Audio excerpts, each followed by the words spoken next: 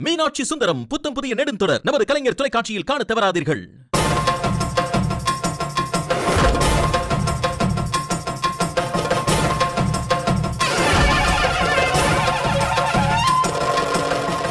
ஸ்ரீம் ரீம் ஐம் காளி, ஸ்ரீம் ரீம் ஐம் காளி. ஆவடை, உன்னை இவ்வளவு பதட்டமா நான் பார்த்ததே இல்லையே, என்னாச்சு?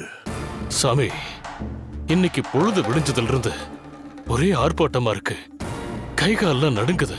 12 வருஷமா கட்டி காத்த விஷயம் நம்ம கையை விட்டு போதோன்னு தோணுது. என்ன நடந்திருக்குன்னு நான் சொல்றேன்.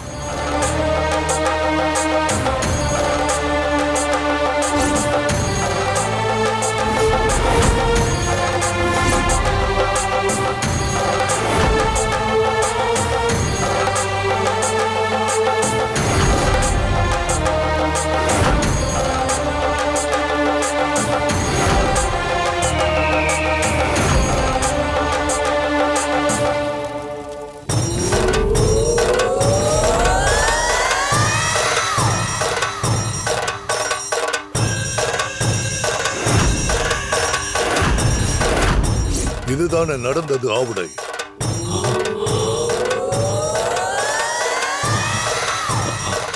ஆமா சாமி, நடந்தது அத்தனையும் அப்படியே சொல்றீங்களே. வீட்டுக்கு போய் பார்த்தா நம்பூதிரி சொன்னது போல முளைச்சிருந்த வேறு மறைஞ்சிருச்சு. அத பார்த்ததும் அசோக்கு சித்தேஸ்வரரை வர வைக்கணும்னு பிடிவாதமா சொல்லிட்டான். அதுக்கு மேல அவன் முடிவை என்னால தடுக்க முடியல. ஆனா சாமி, இவ்வளவையும் தெரிஞ்சு வச்சுக்கிட்டு எப்படி சாமி, எப்படி உங்களால அமைதியா உட்கார்ந்திருக்க முடியுது?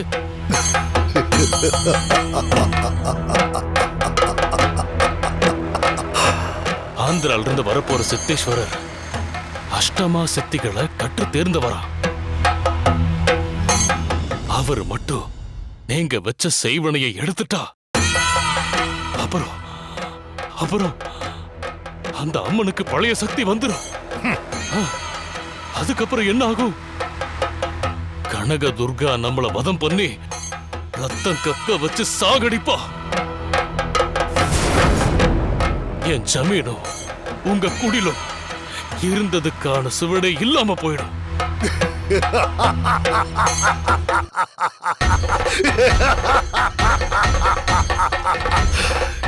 என்ன ஆவுடை, என்ன பேசுற நீ?